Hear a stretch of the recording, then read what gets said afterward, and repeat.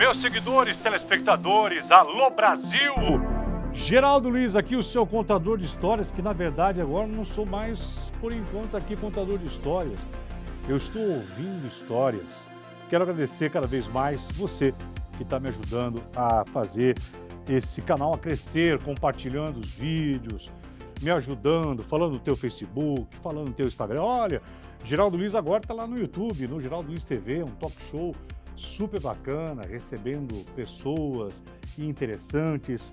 E hoje à noite eu vou receber esse cara que eu tenho um profundo respeito.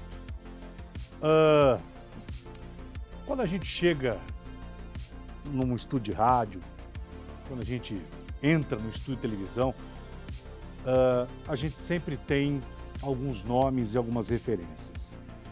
Vocês imaginem eu em 2007, recém-contratado pela Record, estava lá em Cordeirópolis, repórter policial, de repente, pá, tô lá na grande Record. Falei, caramba, tô aqui, olha só. E aí você começa a ser apresentado para algumas pessoas. E eu tive o privilégio e a sorte de não só ser apresentado, e começou lá uma grande amizade, como na época o Douglas Tavolaro falou, olha, sabe quem vai estar com você para te ajudar nesse momento de início de Balanço Geral? Eu falei, Douglas, quem? Nesse time? Quando falou o nome dele, eu falei, caramba. Hoje eu vou receber aqui esse profissional que tem história. Na verdade, são mais de 36 anos. Dono de uma voz inconfundível, o timbre de voz dele. Na verdade, as matérias que ele sempre produziu, a voz dele sempre foi um carimbo e deu uma autoridade, uma autenticidade. Diga-se que o repórter que tem uma boa voz, ele é mais do que um repórter. Ele é um narrador. Viajou por tantos países, tantos furos, tantas entrevistas. Gosta de uma cachaça. Ele que... casado com a mesma mulher, tanto tempo, 6 filhos, 9 netos, uma bisneta. Hoje está aposentado, eu queria tanto que ele voltasse. Ai, que saudade, vocês também. Geraldo, de quem você está falando? Câmera aberta, Gerson de Souza. Bem-vindo! Muito obrigado, Geraldo. Nossa, você falou coisa de mim que eu falei, quem é esse cara que ele está falando? É o Gerson de Souza? Esse cara é você. Olha, Geraldo, é só você para me fazer vestir um paletó e calçar um sapato, que eu estou aposentado, a minha vida hoje é de carção lá no interior. Eu estou realizando um sonho que eu tinha há muito tempo, que era me aposentar e ter uma chácara, cuidar das minhas plantas, de 7 cachorros, de 2 gatos, e, enfim, voltar para uma vida tranquila de aposentado no interior. E estou curtindo isso hoje no interior. Já recusei várias entrevistas aí para não ter que vir a São Paulo. E você me tira da chácara e me faz vestir um paletó e calçar um sapato. É chinelo de dedo e carção. Deixa eu só falar uma coisa, sabe há quanto tempo, na verdade, isso aqui não vai ser uma entrevista, é um bate-papo. Eu não quero entrevistar a Gerson de Souza, eu quero bater um papo, saber como está. Geraldo, que saudade! Pois é, tem gente que dá saudade, sim, porque você, internauta, telespectador, se lembra do Gerson de Souza de quantas e quantas e quantas. E aqui, para mim, sim, é uma justa homenagem a um cara que o jornalismo deve muito, que é a história da TV, porque um repórter, ele constrói não somente as suas matérias. Nossa, quando se fala de Gerson de Souza, porra, Gerson, tá fazendo uma pesquisa sobre por onde você passou e o que você... Foram muitas histórias, né? Eu comecei, Geraldo, no rádio. O rádio é a minha grande referência, a minha grande paixão. Eu era molequinho, molequinho mesmo, 7, 8, 9 anos de idade, morava no distrito de Guaianás. Guaianás é um distrito rural de Pederneiras, fica entre Pederneiras e Bauru, bem no meio do mapa do estado de São Paulo. Naquela época, lá no interior, a gente não tinha energia elétrica. Era o rádio de cabeceira, aquele radião grande, com as pilhas gigantescas, e era Evered ou Rayovac, o merchan aí é por... Rayovac na época. Rayovac ou Evered, aquelas pilhonas grandes. Só podia ligar o rádio em horários estratégicos, senão acabava a pilha, não tinha energia. A minha avó, ela tinha o hábito de ouvir as novelas e os programas jornalísticos, ouvia muito, principalmente Rádio Bandeirantes, era uma das rádios, Rádio Tupi do Rio, Rádio Jornal do Brasil, essas emissoras de rádio que a gente ouvia. Tá. Zé Bétio, então a gente ouvia os programas sertanejos e ouvia também os noticiários. E o meu pai, coitado, era um trabalhador braçal, ele chegava em casa cansado, fim de tarde, empoeirado. Eu falava para mim, eu falei, eu não quero essa vida do meu pai, eu vou trabalhar no rádio. O meu sonho desde pequenininho era o rádio. Eu ficava imaginando aqueles locutores maravilhosos, o Trabuco, Vicente Liporace, o Hélio Ribeiro, o Poder da Mensagem, Nossa. aqueles locutores monstros do rádio, maravilhosos. E eu imaginava, falei, esse cidadão está sentado num estúdio, na sombra, trabalhando, ganhando dinheiro. Não é que nem o meu pai que rala, Que tá na enxada. que está na enxada, está na pedreira, está não sei onde, trabalho pesado. Então eu já tinha o sonho do rádio. E eu imitava os locutores de rádio naquela época. Eu cresci com aquele sonho. Até que o tempo passou, eu já estava morando em Pederneiras, ali perto de Bauru, na região central do estado de São Paulo, e eu queria trabalhar no rádio. Fui trabalhar numa multinacional, que eu fui para o campo da contabilidade, para ganhar dinheiro, para sobreviver, para ajudar a família, e teve um concurso na Rádio Jauense, uma das emissoras coligadas PRG7. Jaú. Em Jaú. Eu já tinha feito alguma coisinha na Rádio Cultura de Pederneiras, que era uma rádiozinha bem pequena, local.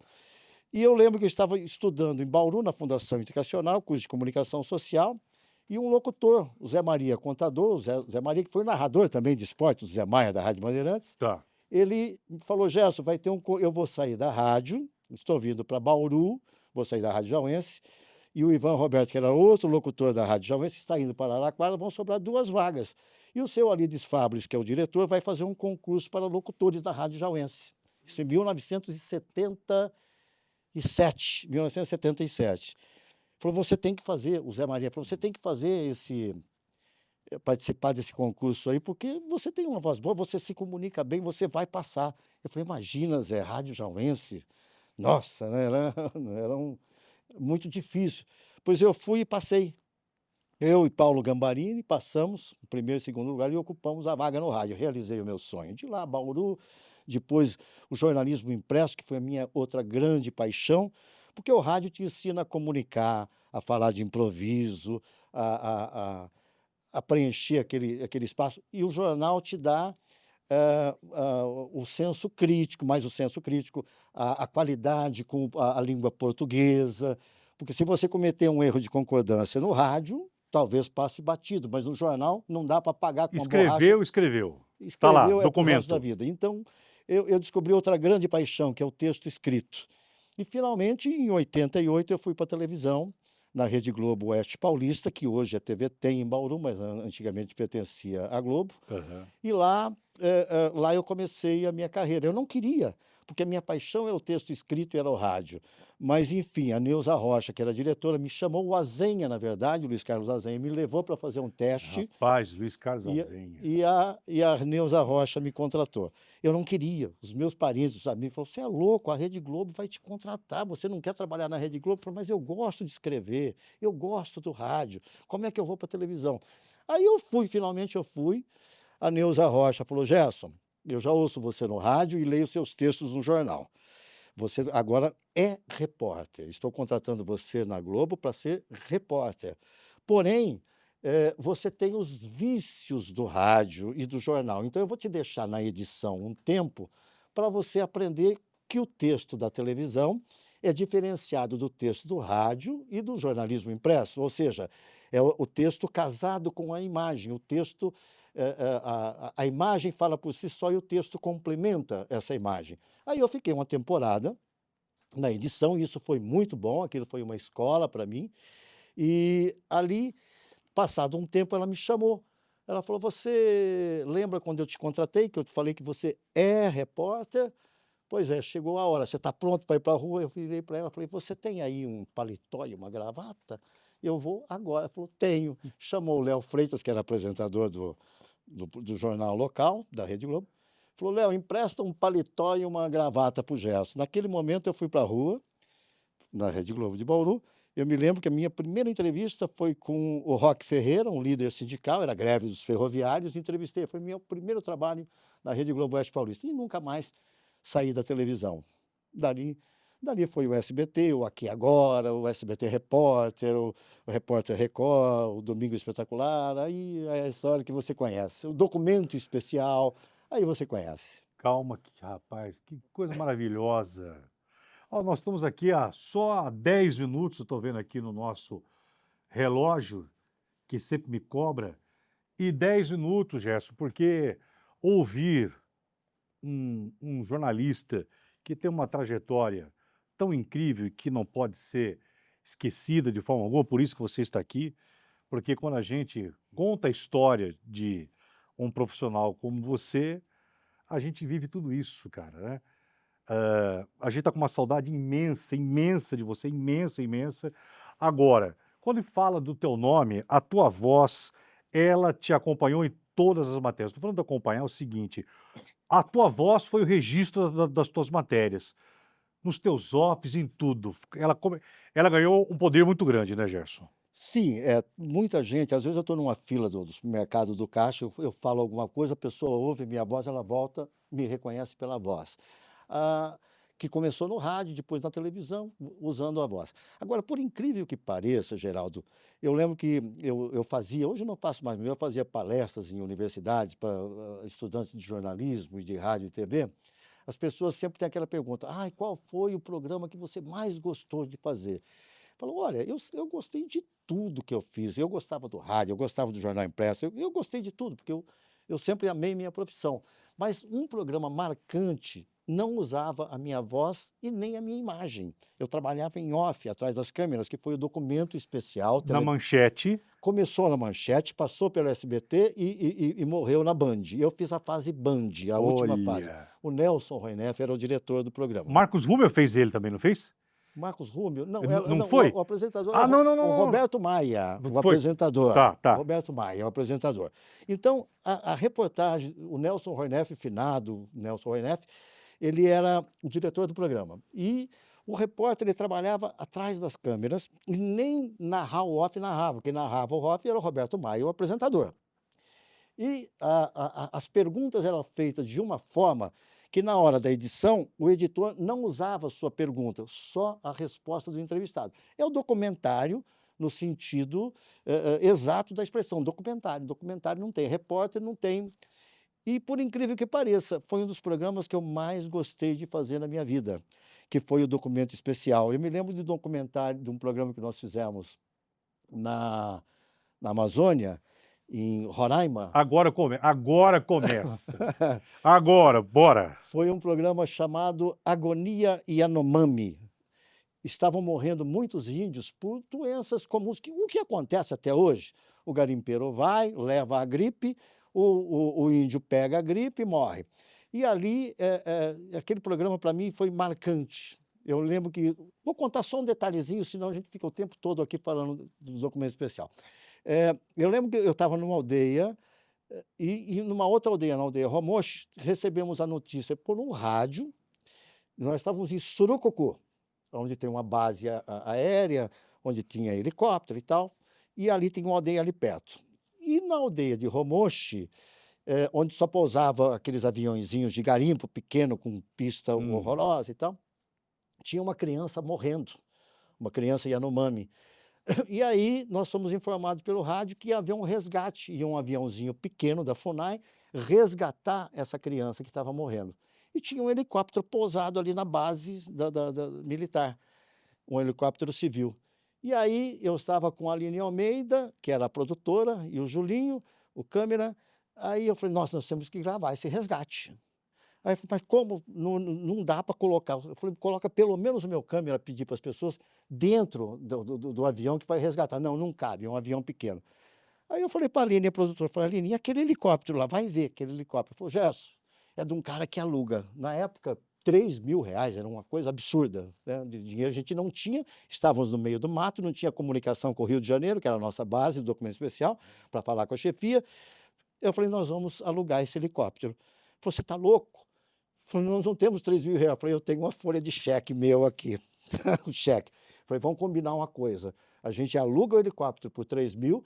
Se der problema lá no Rio de Janeiro, se a produção não cobrir essa despesa, eu perco 1.500, você 1.500. Topa? Ela falou, topo. 1.500, 1.500. Eu falei, tá alugado, alugamos o helicóptero. Foi feito o resgate, e aí a cena, eu nunca vou esquecer na minha vida. Uma criança desfalecida na mão de outra criança, que a mãe era uma criança, era uma índia criancinha também, e aquela criança desfalecida com os bracinhos caídos. Eu nunca vou esquecer dessa imagem. Essa criança foi resgatada de Romoche, levada para o Surucucu, e ali tinha uma base de saúde. Essa criança sobreviveu, e nós mostramos a imagem. Era uma cobertura de sapê. Escondemos a câmera, fizemos o Julinho Ramos ele subir em cima do telhado e colocar a lente, porque senão não deixaria filmar. Os índios não deixam filmar uma situação como essa. E nós conseguimos filmar essa criança que estava praticamente... Ela estava desfalecida, ela voltou à vida. Então, era uma emoção tão grande, eu adorava fazer esse programa. Agonia Yanomami, que na época participou, inclusive, de um festival internacional de documentários. Então, você falou da voz. A minha voz não aparecia, a minha imagem não aparecia, eu trabalhava atrás das câmeras. E esse programa eu adorei fazer, como eu adorei todos, mas esse aí foi muito especial para mim, o nome, Documento Especial. Aí pergunta, né? Por que você falou? Mas, Geraldo, todas as vezes que eu ligava para o Gerson, quero você lá, mas o que eu vou falar, Geraldo? Não tem mais nada que falar. Como não? Você vê só aí, em 17 minutos, olha essa história tua que você conta, porque você vem da época de um jornalismo, Gerson, aonde o cara tinha que ir para campo mesmo, o cara tinha que saber fazer a pesquisa, ele tinha que saber quando ligava o microfone, o que ele falava era tão importante quanto a informação que ele passava no microfone era uma informação pesquisada, apurada. Hoje mudou tudo. Mudou. E a gente tinha a dificuldade técnica também. E o recurso financeiro também não tinha, mas ia e fazia. Só para complementar, depois quando eu voltei para o Rio, os 3 mil que nós dei o checão sem fundo lá, o Nelson Werneck falou, não paga, cobriu o meu cheque. Que maravilha. Porque foi a grande imagem do programa.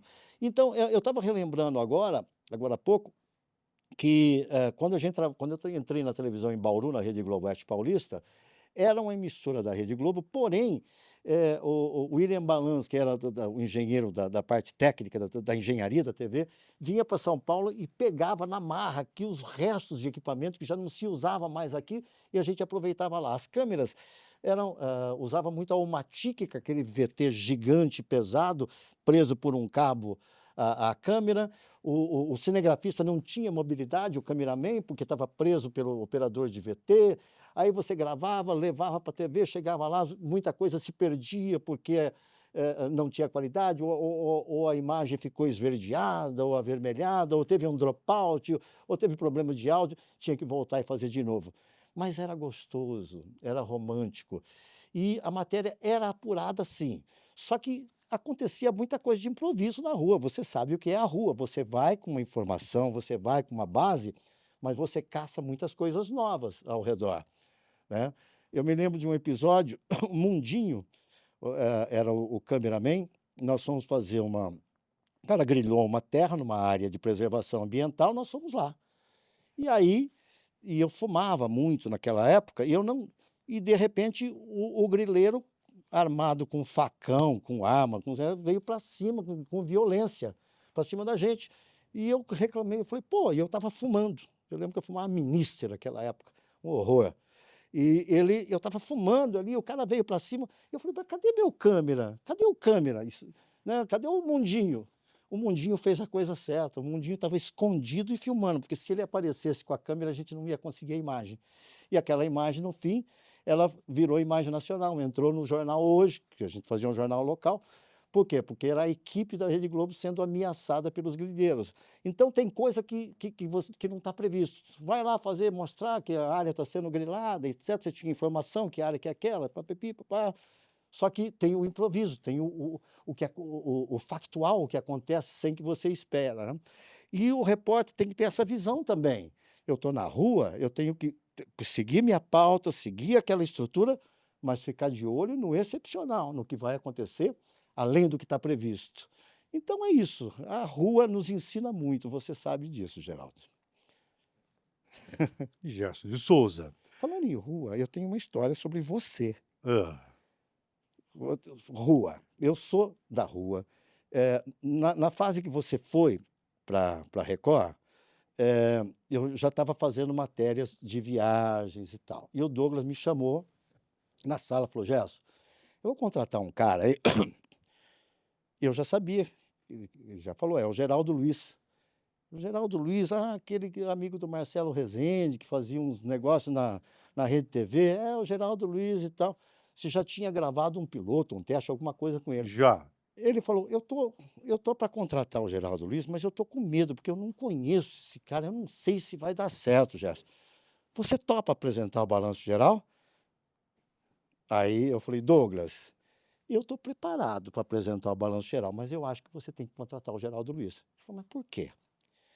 Ele falou, porque eu sou repórter. Tanto que eu viajei os 5 continentes. Se eu tivesse aceitado o convite dele, não teria conhecido os 40, 50 países que eu conheci pelo mundo. Eu falei, eu sou repórter. Você vai perder um repórter. E eu vou virar apresentador e vou ficar preso no estúdio. Eu queria ir para a rua. No entanto, se você contratar o Geraldo Luiz, você vai ganhar um apresentador e não vai perder um repórter. Contrata o Geraldo Luiz. Eu falei, você tem razão. Na mesma hora ele ligou para você e você foi contratado. Quando eu cheguei em casa, eu levei uma bronca da dona Elaine. Ela falou, você está maluco, cara? O salário de apresentador é bem melhor do que repórter. Eu falei, mas a felicidade do repórter é maior do que a felicidade de um apresentador. Eu sou repórter, eu sou da rua e eu quero continuar na rua.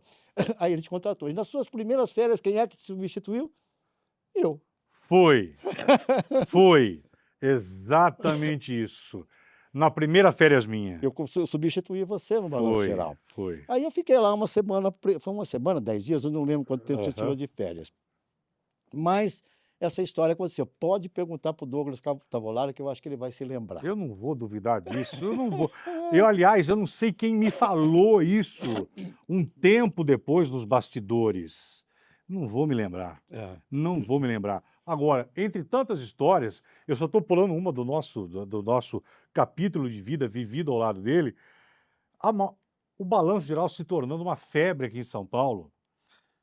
A maior... Era você no estúdio ou na rua. Exato, tá. Aí, aquelas pautas loucas, o Balanço Geral ganhando da Globo, aquela coisa toda. Aí vai Gerson de Souza, premiado Gerson de Souza, você já sabe o que eu vou falar. Com uma tal de uma porra de uma história do Saci que vivia dentro de uma garrafa de vinho. Quando chegou para mim e falou, olha, onde está indo o Gerson? Falou, olha, o Gerson foi gravar a história do Saci. Aí eu, o quê? Não estou entendendo. O Gerson está com o VT, ele vai trazer um Saci dentro de uma... Eu falei, não, eu saio de Limeira para agora estar em rede nacional. Não, vocês estão brincando? Vocês estão brincando? Nem lembro que era o diretor. Não, mas ele já está lá, o VT já tá gravado e ele vai entrar ao vivo. Você lembra disso? Geraldo, você é caipira do calcanhar rachado que nem eu. E você sabe que nós, do interior, a gente tem mula sem cabeça, tem saci, tem Gerson, lobisomem, tem tudo isso. Gerson. Como diz o caboclo, como diz o caipira, o mundo é surtido e tem saci também. E o saci, ele mora no bambuzá. Lá onde tem bambu, tem saci, que amarra a crina do cavalo de noite. Você sabe disso. Gerson. E aí me falaram, falou, Gerson, tem um caboclo lá em Campinas do Monte Alegre, em Campininha do Monte Alegre, que ele tem um sacis. Aí eu fui pesquisar a história do saci. Descobri que São Luís do Paraitinga, que tem a Só Saci, a Sociedade de Amigos do Saci, e que tem os protetores do Saci, Sociedade Amigos do Saci. Verdade. Que lá a sacizada vive solta e eles protegem o Saci solto. E tinha uma rixa, inclusive, com Botucatu, que tem os criadores de Saci, que criam o Saci preso dentro das garrafas e tal. Então, e eu sou a favor de deixar o Saci solto, esse negócio de prender o Saci. Mas aí que tinha um caboclo em Campininha, que tinha um Saci preso, Eu falei, eu vou ver esse caboclo, eu vou entrevistar esse cidadão do Saci. Aí eu cheguei lá, bati na porta da casa dele, ô, senhor fulano, tudo bom, tudo bom? O senhor que tem o Saci? Eu falei, não, tinha mais de um Saci, tinha bastante Saci, agora só tem um. Eu falei, mas só tem um, e os outros? Ah, os outros fugiram. Eu falei, mas cadê o Saci? Ele falou, não, peraí, entra aqui, vamos ver. Aí ele veio com um garrafão, Isso, esses garrafão de pinga, sabe? Isso. De vinho, É, garrafão de me 5 lembro. litros. E ele falou, olha... Olha aqui. Ó, o Saci aqui, vem ver. Aí, o Saci tá aí, né, seu fulano? Tá aí o Saci. E Tudo isso filmando, gente. filmando. Aí você vai convencer o cidadão de que lá não tem Saci. Não, mas o Saci tá aí, tá aí, tá aí. Você tá vendo? Ó, só vê o Saci quem acredita. Você acredita em Saci? Eu falei, eu acredito em Saci. Então você tá vendo o Saci, mas o Saci tá aí. Então foi aquela enrolação, mas o homem jurava que tinha um Saci lá dentro. E aí nós levamos o Saci para o balanço geral, né? Aí vem a garrafa com a porra do Saci dentro. Cadê o Saci? Aí o diretor fala que o Saci tá aí dentro. Ao vivo. Aí eu fiz assim com a cabeça. Que eu não ia falar. Ele fala que o Saci tá aí dentro. É. Quando eu olho no monitor, que tinha um monitor, quando eu olho, eu vejo assim, dois pauzinhos assim. Aí ele, é isso que você tá vendo, 11 pontos. Aí 11 pontos de audiência. 11, aí eu olhei pra cá, Gerson, parece que tem um Saci. Parece. Vocês lembram disso ou não? Agora vocês podem xingar a gente depois. Enfim, e ficou essa enrolação 1h30. É. Com um pico de quase 13 pontos em cima do Jornal Hoje. Histórias de lendas urbanas, que esse maravilhoso também contador de histórias. E o Gerson causou aquele... E o que tinha dentro da garrafa? Era um pedaço de papel com umas Sei lá, palhas. Mas na cabeça daquele cidadão lá tinha um Saci, então você tem que respeitar. Falando em balanço geral, me lembro de um episódio também, eu estava ao vivo, você no estúdio, numa cidade do interior, não vou me lembrar qual a cidade agora, estava numa praça e tinha um cara que equilibrava cadeira, equilibrava coisas. Eu me machuquei nesse Então, dia. é aí que eu eu bati. é aí que eu quero chegar. Não acredito isso que você lembrou disso. Eu lembrei. Aí o cara equilibrava coisas, Geladeira no queixo. Geladeira no queixo, umas coisas absurdas. E eu lá, mandando ver ao vivo. Botijão no queixo. Aí o Geraldo Luiz, me vai e falou, não, eu vou equilibrar também. Colocou alguma coisa... Um carrinho de supermercado no queixo. Carrinho de supermercado, ele foi erguer o carrinho, pau, caiu na testa dele, ao vivo. Resultado, taio. Tiveram que levar ele para o ambulatório, pronto-socorro, não sei para onde, ao vivo, ele estava ao vivo. Foi. Aí me entra no ponto, não lembro quem estava no ponto, acho que era o Clóvis Rabelo, não lembro quem. O Tobi. O Clóvis Rabelo falou, Gerson, segura ao vivo aí que o Geraldo está sendo socorrido, que ele se machucou. Eu falei, o quê? O Geraldo, eu sei que teve que ficar um tempo. 40 minutos. Eu fiquei lá 40 minutos ao vivo, segurando o programa, enrolando daqui, enrolando de lá, mostrando coisa daqui, até o Geraldo voltar. Você se lembra disso? Voltei, o cara botou um negócio aqui, falou assim, olha, fica meio assim desse lado aqui, levei um taio, acho que foi 4 pontos, maluquei de TV ao vivo, a TV tinha essa coisa da emoção, de loucura, coisa que hoje não existe mais nada, não existe mais emoção em quase nada na televisão, por isso que a televisão acabou, eram as maluquices do balanço. O balanço foi um marco tanto... Toma água, Gerson. O balanço foi um marco tanto quanto aqui agora. Tanto quanto aqui agora. Chegamos agora, tudo bem. O aqui agora na sua vida, Gerson. O SBT na sua vida, vamos lá. O aqui agora... eu havia trabalhado na Rede Globo em Bauru com a Mauri Soares, que hoje é o grande diretor lá da Rede Globo no Rio de Janeiro, e com Neuza Rocha, que a Neuza faz parte da minha vida profissional, eu gosto muito da Neuza.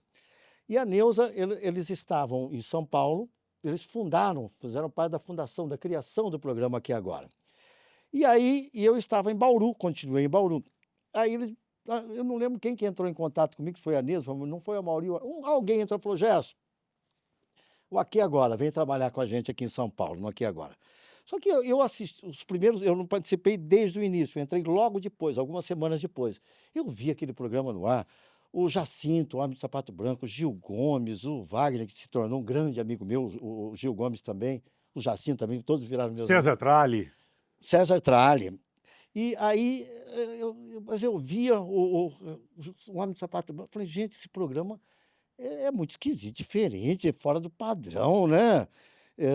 Que coisa, E me convidaram. Eu falei, ah, acho que eu não vou, não. Mas depois eu percebi que tinha algo sensacional ali, que era assim uma mistura de rádio com televisão, que era narração simultânea à imagem, que não tinha edição, coisa que eu já fazia, mas não fazia com um programa de 15, 20 minutos, meia hora no ar, não. Coisa de meia hora no ar, reportagem de meia hora. Fazia coisas mais compactas, mas eu já usava o plano sequência, eu já usava do improviso. Eu falei, nossa, mas... Aí a Neuza falou, é a sua cara o programa, venha. E eu fui para o Aqui Agora. E eu, no começo, eu não queria, mas depois que eu entrei, que eu percebi a linguagem e a vibração que era aquele programa, muitas críticas, sensacionalismo. Eu falei, sensacionalismo? Tem sensacionalismo? Tem, mas tem coisa sensacional também. E eu vou fazer o sensacional, não o sensacionalista. E o Marcos Wilson, e o Que era Albino, o diretor, o e o diretor, Albino. e o Albino de Castro, e o Marcos, eu não lembro se é o Albino ou o Marcos dizia, falou, existe um fio, é que nem o homem na corda bamba, que atravessa na corda bamba. Você está caminhando na corda bamba. Você pode cair para o lado do sensacionalismo ou para o lado do sensacional. Então, você pode fazer algo sensacional. E nós fizemos coisas sensacionais ali. O Aqui Agora chegou a dar 30 pontos de audiência em cima do Jornal Nacional. Um dia o Silvio Santos falou, vamos mudar de horário, que ele adorava mudar os programas de horário. E nós batemos de frente com o Jornal Nacional e deu picos de 30 pontos de audiência. Foi uma festa, subiram em cima da mesa, foi uma farra. E, por acaso, a matéria que deu 30 foi a minha. Eu e o cinegrafista Adalto Nascimento, nós voamos com a Esquadrilha da Fumaça. E, naquela época, não tinha essas câmeras pequenas, câmeras de óculos. Hoje está fácil você entrar no cockpit Era aqui, ó. de um Tucano. Era a JVC, pesadona. E quando o avião fazia esse movimento, era a física. Massacrava o ombro dele. E quando ia ao contrário, ele tinha que segurar a câmera para não voar do ombro. Foi um sacrifício. O Adalto foi um herói nessa captação de imagem. Depois eu voei outras vezes com o Rodolfo, que virou, antes dele ser o Rodolfo do ET, etc. Bom, enfim. Que era produtor antes. Voei uma segunda vez, mas essa primeira foi a que bateu de frente com o Jornal Nacional e deu 30 pontos de audiência. Então, eu falo, era uma linguagem diferenciada, não era aquele padrão Mauricinho, arrumadinho da TV, engravatado, paradinho, durinho na frente da câmera. Não, era você à vontade, e ali eu pude exercer o que eu mais gostava de fazer, que era assimilar um assunto, não decorar texto e falar sobre aquele determinado assunto espontaneamente, do jeito que eu estou conversando com você, contando uma história, essa ou aquela. Essa era a oportunidade de você ser você mesmo. Eu podia ser eu mesmo, eu não precisava ser um repórter engomadinho. Não, sou eu mesmo na televisão. E o Aqui Agora proporcionou isso, coisa que eu levei para o resto da vida, para o resto da minha carreira. Sempre procurando narrar com espontaneidade, com naturalidade, aquilo que eu estou vendo, aquilo que eu estou entendendo, e não aquilo que eu decorei. Aliás, a gente vai falar a respeito do Aqui Agora, e naturalidade por falar, pode desligar um ar-condicionado, tá? Por favor, pode deixar um só, gente. Obrigado. Está geladinho. Tá geladinho agora. Eu aceitei no ano passado aí o Aqui Agora, sabendo que era uma outra linguagem, que era um outro tudo, porque eu queria estar na grife de ter passado pelo Aqui Agora, que foi um dos principais telejornais que mudou a questão do jornalismo na TV brasileira. Você chegou a assistir o novo Aqui Agora do SBT? Assisti. Diferente do original. Não, bem claro, diferente. Gerson. Totalmente diferente. Não, por favor, totalmente. Gerson. Tá, mas e aí, vamos lá. Um bom programa de televisão, mas não era aquele original. Não era aquele, não tem nada a ver com o Aqui Agora daquela época. Nada, nada. O Aqui Agora era diferenciado. Era a televisão verdade, né? Era a vida como ela é. A emoção, a briga pelo povo. A emoção, você chegar com o microfone ligado, chegar com a câmera ligada, não vou combinar com o Geraldo com entrevista. Não, já chegava ligado, já ia perguntando. Era o plano sequência. Era o plano sequência, câmera ligada o tempo todo. Eu me lembro que uma vez eu cometi um erro de concordância grave, aí eu percebi o erro, mas você continua gravando. Quando eu cheguei na Vila Guilherme com a fita, acho que era o Edinho, o editor, se não me engano, eu falei, Edinho, ó, por favor, corta esse erro de concordância, não põe isso no ar. Aí ele falou, tá bom, Gerson, eu vou cortar. Foi pro ar. Aí eu falei, você não cortou um erro de concordância que eu cometi. Ele falou, Gerson, a informação que você deu, a espontaneidade, o erro de concordância, não importa, e ninguém percebeu. Então, você não podia cometer erros de concordância, porque ia para o ar de qualquer jeito. Era assim, e você chegava, por exemplo, uma vez eu estava em Campinas e ia entrar ao vivo, aí me chamaram pelo rádio, era rádio no carro, né? Não tinha, como hoje, celular. Falou, Jorge, corre para Indaiatuba, para tal lugar, e caiu um helicóptero do Exército, sei lá, caiu um helicóptero lá, vai lá. E era fantástico, porque a gente estava com uma unidade de link, que era aquele de satélite, já que era uma novidade na época, que entrava no ar de qualquer lugar que parasse o carro. Aí fomos o meu carro de reportagem e o link junto, que era a Opelink, né, direto do satélite. Chegamos lá, o helicóptero já estava saindo a fumacinha, tinha acabado de cair. Então tinha esses factuais também, de você chegar e a coisa está acontecendo. Você chegava junto quando a coisa estava acontecendo. E era incrível. A gente não tinha pauta. Hoje você não tem pauta. Vai para um ponto estratégico de São Paulo. Eu ficava, às vezes, na ponte do Limão, perto da unidade do Corpo de Bombeiros, ou ali do lado do Teatro Municipal, na praça, ali no centro de São Paulo, perto do Vale do Anhangabaú. Então, os chefes de reportagem da UASH, Siqueira, Mafezoli, o Giba, chamavam pelo rádio e falavam, Gerson, tal lugar está acontecendo tal coisa. Você ia, às vezes você chegava junto com os bombeiros, você chegava junto com a polícia, você chegava quando a coisa estava acontecendo. Era um factual pegando fogo, literalmente, em alguns casos, literalmente. E, às vezes, quando ficava ali na unidade do Corpo de Bombeiro, quando saía uma viatura dos bombeiros, você ia atrás, você não sabia o que era. Corria atrás. Às vezes você chegava lá, foi trote, não era nada. Ou chegava e era tudo. Ou era um resgate de um acidente, ou era um incêndio.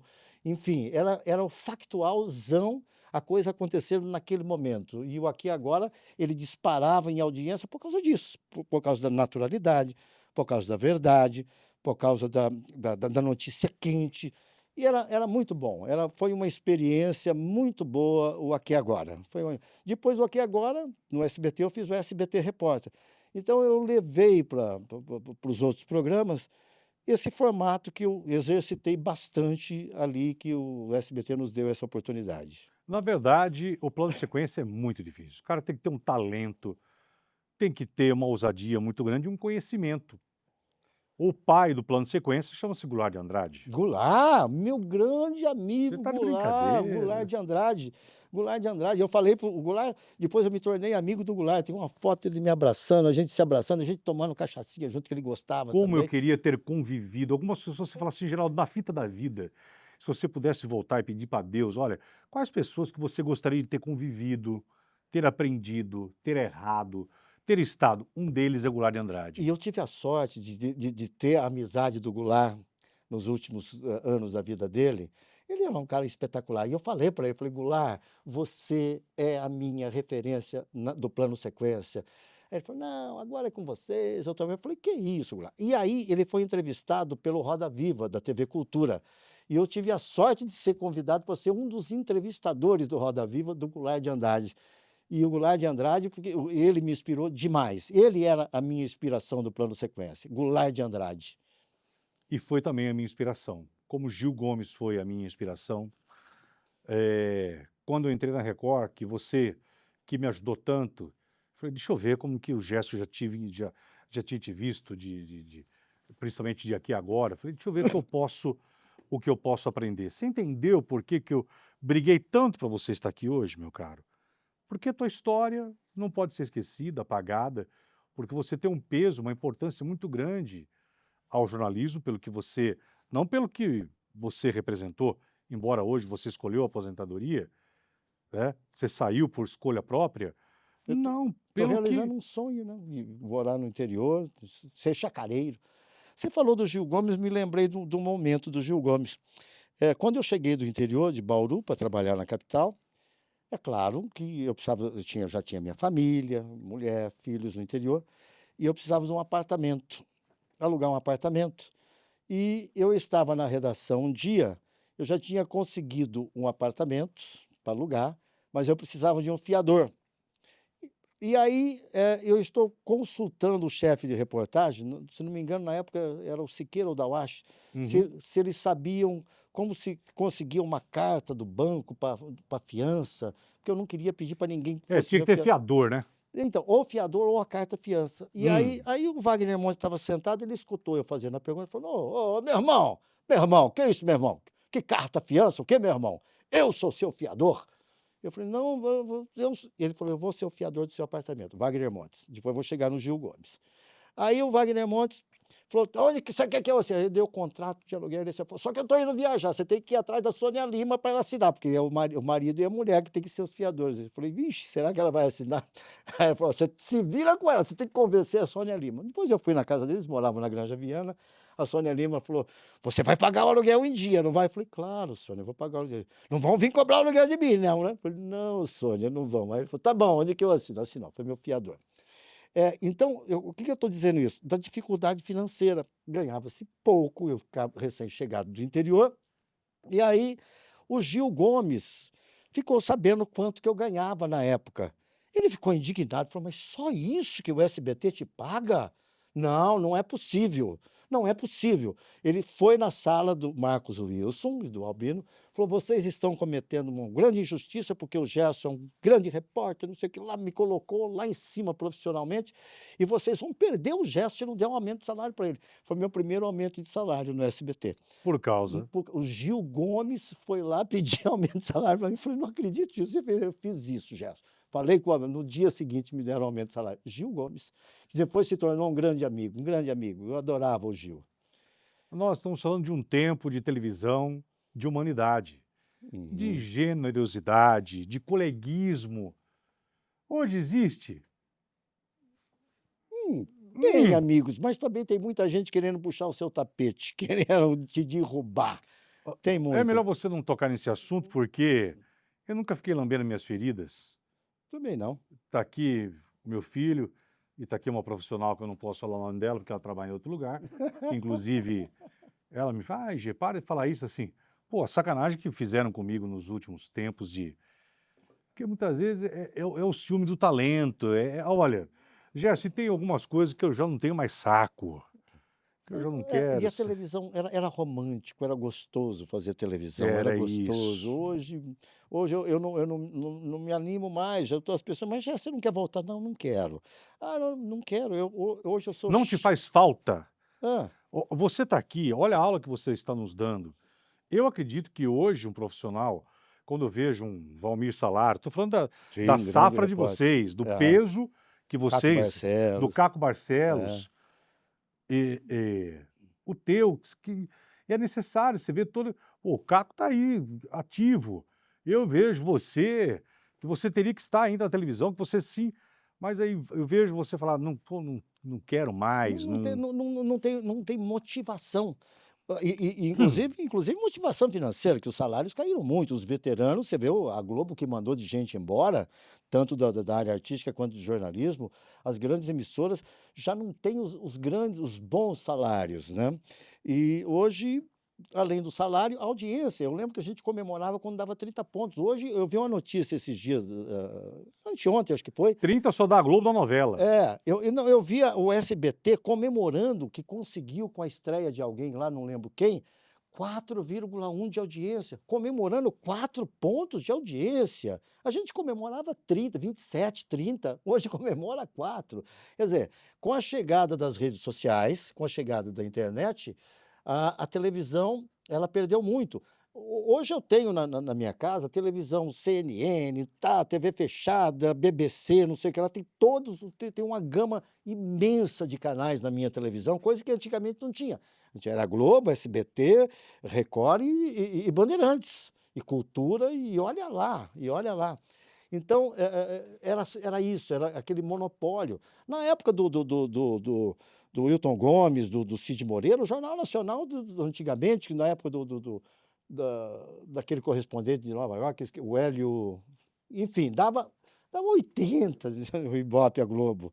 Hoje, quanto dá um jornal nacional? Muito menos do que isso. 15 pontos, 17. 12, 16, 17, não sei, mas é bem menos. Então, a televisão, ela perdeu muito para a internet. Tanto que hoje você tem o seu próprio canal no YouTube, muita gente partiu para a internet e está dando certo. Você não é o único, tem vários.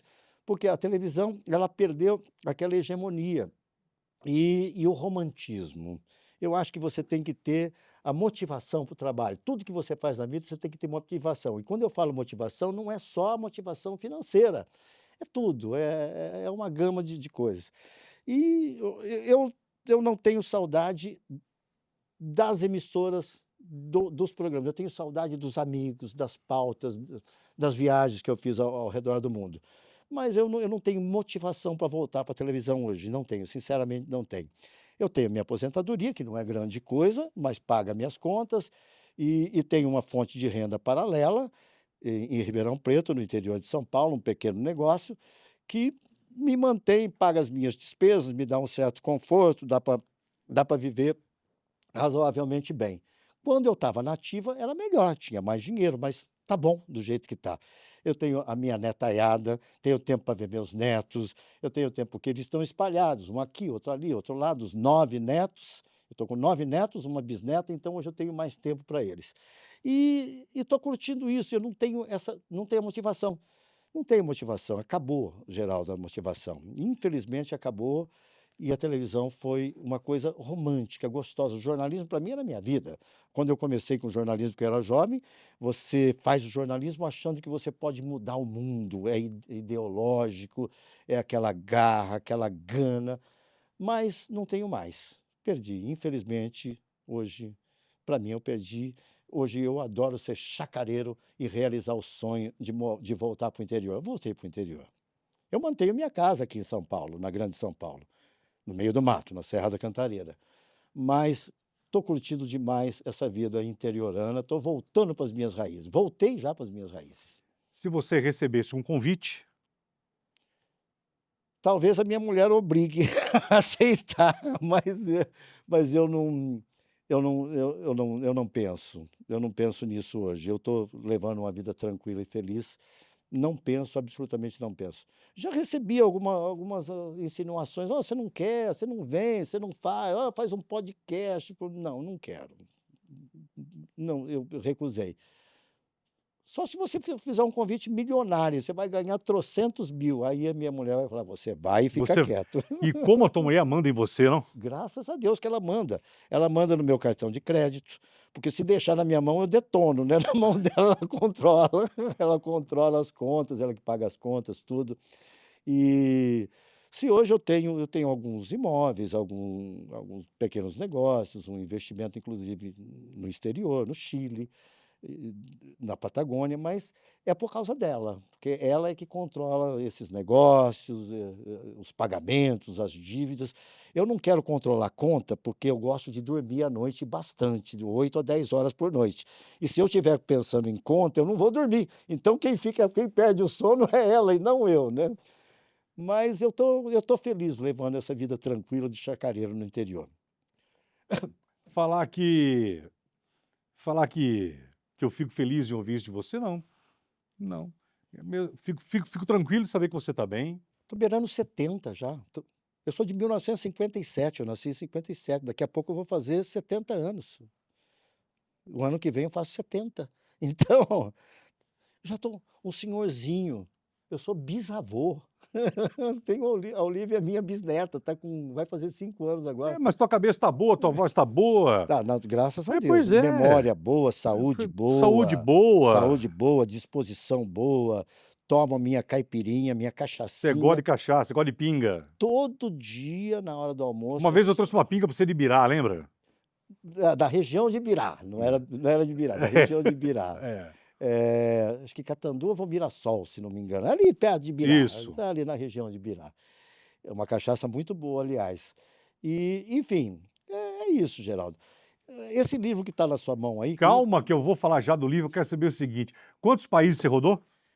Olha, a última vez que eu contei, que faz tempo, era 42, 45, uma coisa assim. Depois disso eu parei de contar. Mas é por aí, de 40 e pouco a 50 países. A grande reportagem, se você fala assim, Geraldo, para mim valeu na minha vida, quais as 3 grandes reportagens? Os 3 grandes... Geraldo, todo mundo, todas as palestras que eu ia fazer em faculdade, em curso, era a mesma pergunta. Qual foi as melhores reportagens? Todas. Mas tem algumas assim que são marcantes. Por exemplo, eu estive no Chifre da África, que é ali o Quênia, Somália, E ali eu vi uma tragédia humana, que é a fome, a sede e a guerra. Eu estive em Dadaab, que é o maior campo, que era hoje eu não sei se é, o maior campo de refugiados do mundo. E eram pessoas chegando, fugindo da guerra da Somália. Eu entrei no território da guerra também na Somália, fugindo da guerra, fugindo da fome, fugindo da sede. E esse campo de refugiado era o lugar onde eles iam ter um acolhimento da ONU, um acolhimento das Nações Unidas para saúde, para alimentação, para não morrer. E lá, nessa região, eu vi muita tristeza, muita tristeza. Foi um sofrimento muito grande. Depois disso, eu lembro que o Heródoto Barbeiro me entrevistou perguntando como é que foi minha viagem para o Chifre da África. Eu falei, olha, eu fui ao inferno e voltei. Então, são imagens. Eu vi uma criança morrendo na minha frente, a criança morrendo. E eu não gosto de chorar, nunca gostei de chorar na frente das câmeras. Eu acho que, eu tô falando, não, isso é piegas e tal, não quero chorar, mas ali não teve jeito.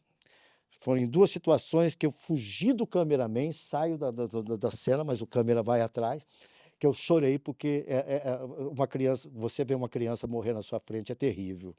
Foi como aquela do Yanomami que eu contei lá atrás, que a criança estava morrendo, mas ela voltou à vida, mas essa não, eu vi criança morrendo. Então, foi um sofrimento muito grande que eu vi ali. Então, isso marcou muito. Eu atravessei o Saara, no Níger.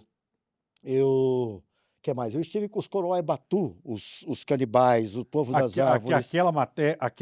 Aquela sua, eu me lembro dessa matéria, ela foi muito impressionante. Com os canibais, foi uma coisa impressionante aquele encontro. Quando você olha a distância, eu lembro que você foi chegando muito devagar, aquilo foi... E ali teve um fofoqueiro, esses caras que escrevem fofoca aí nas redes sociais, que falou uma bobagem muito grande. Eu lembro que nós fizemos essa matéria, foi um sofrimento para chegar, foram dias para chegar, horas de barco, horas de caminhada na mata, sem trilha, abrindo picada, dormindo embaixo de tempestade, sem barraca no chão, comendo embaixo de tempestade para chegar nos Coroai Batu, povo das árvores.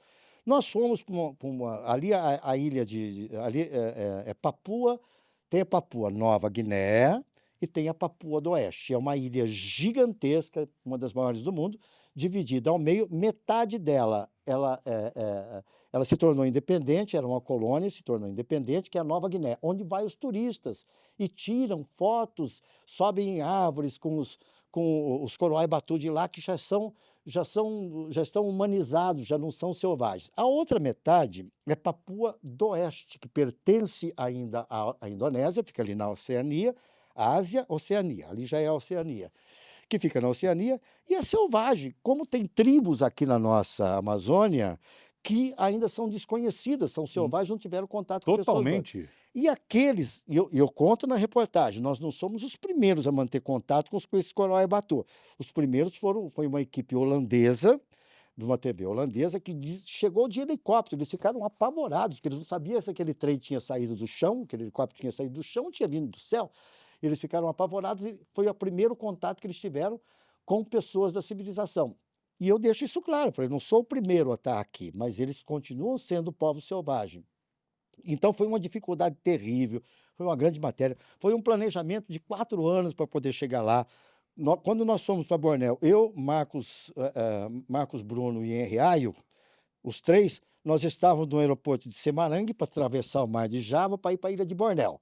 E aí, nesse aeroporto, tinha umas fotos de uns indígenas com umas próteses, uns negócios penianos. Era um negócio que eles colocavam assim no pênis e guardavam coisas dentro. Eu falei, nossa, que exótico esse negócio, né, Henri? O Marcão, vamos para lá?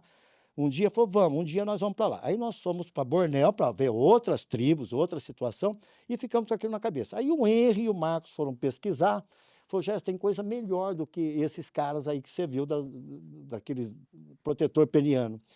Tem os Coroai Batu, a parte não de Nova Guiné, mas a parte oeste, que ainda é selvagem. É para lá que nós temos que ir. Só que para chegar lá não tinha turismo, não tinha transporte, não tinha isso. Precisava pegar 2, 3 aviões, depois fizemos um trecho de moto, outro trecho de barco, outro trecho de caminhão.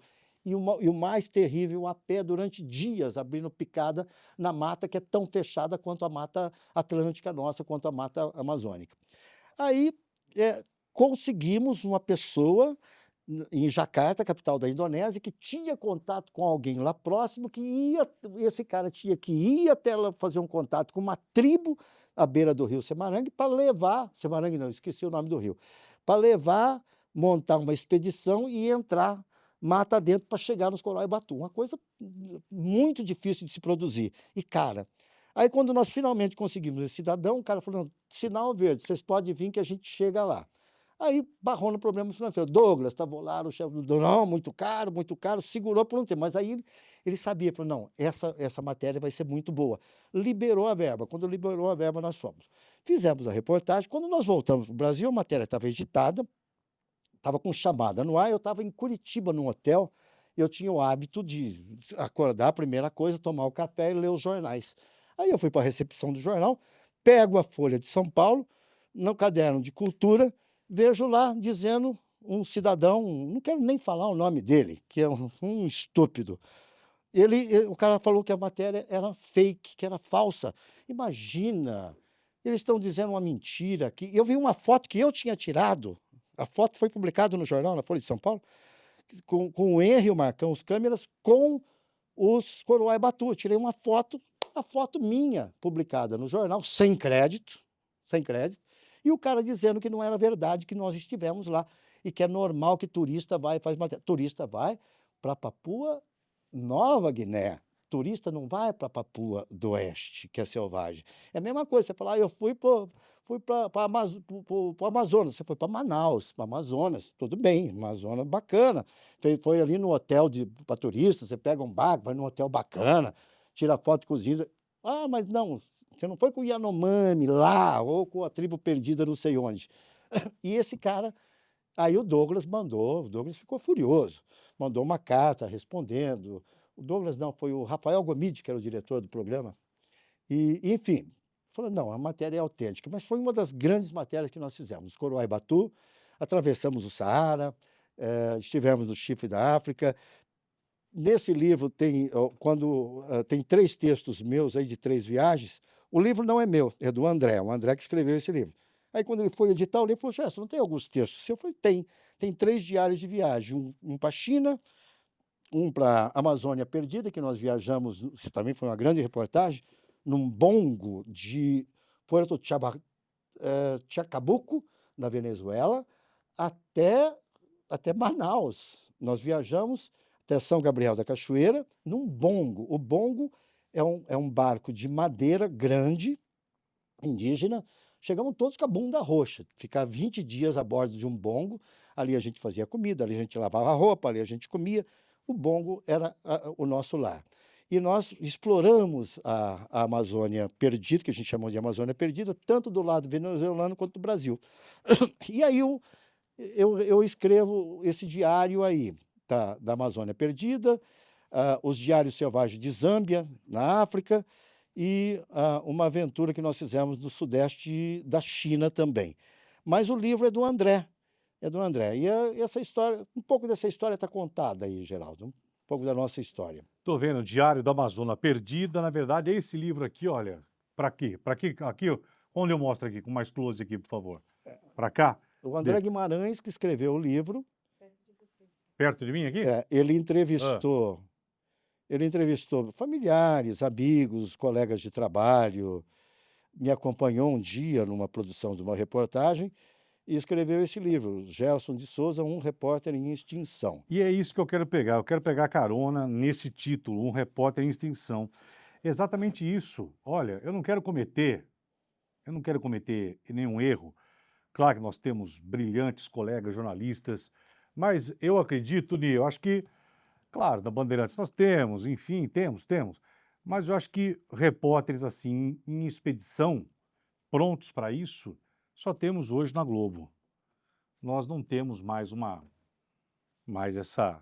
essa safra de repórteres que conseguem ir a campo e viajar tanto tempo em busca de algo que nunca foi mostrado, que nunca foi contado. Eu confesso a você, Gerson, que antes da minha aposentadoria, eu quero só fazer isso em televisão. Uhum. Eu quero, como contador de histórias, contar essas histórias onde ninguém pisa. Lá na Patagônia, lá no final num ponto extremo da China, pisar onde, fala, caraca, olha o que o Geraldo encontrou. E você, o cara que fez isso com tanta maestria durante tantas décadas na TV brasileira, onde o telespectador foi contemplado em ver maravilhas de matérias, de reportagens, que através da sua voz e da sua brilhante equipe, que vocês trouxeram. Hoje nós não temos mais isso. Hoje as reportagens ficaram mais curtas, ficaram... Eu Pois me, não. eu me lembro, Geraldo, que quando a Babon Filmes era uma produtora contratada da Record, justamente para ir para esses, a gente chamava de buracos do mundo, né? Olha que sensacional O isso. Douglas contratou. O Marcos Bruno e o Henry Ion eram dois jovens.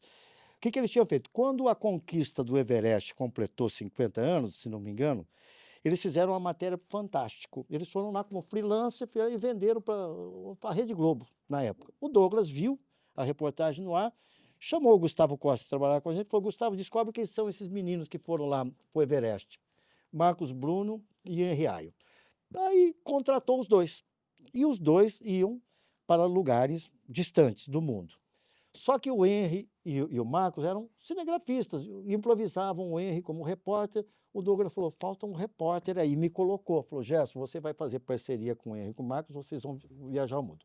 E aí a gente se reunia. Um dia ele nos chamou, nós nos reunimos num restaurante. Ele falou, vamos almoçar e vamos conversar. Estávamos no restaurante escrevendo, pegamos o papel de toalha do restaurante, uma caneta, ele falou, vamos arrumar um título. A gente escrevia em papel, aquele papel de restaurante, guardanapo de restaurante, o título que a gente ia dar para as nossas viagens. E a gente chamava, nós vamos para os buracos do mundo. O que é o buraco que a gente chamava de buraco do mundo entre nós, isso não publicamente. Eu adorei esse nome, hein? Ia para lugares... Qual era o objetivo? Vamos para lugares onde a televisão brasileira ainda não chegou. A BBC foi, a não sei o que foi, mas a brasileira não foi. É para lá que nós vamos. Foi assim que nós fomos para Coroaibatu, foi assim que nós fomos para o Níger, atravessar o deserto, foi assim que nós rodamos o mundo. E ali, nesse restaurante, nunca vou esquecer, na Consolação, que a gente discutia os nomes. E aí...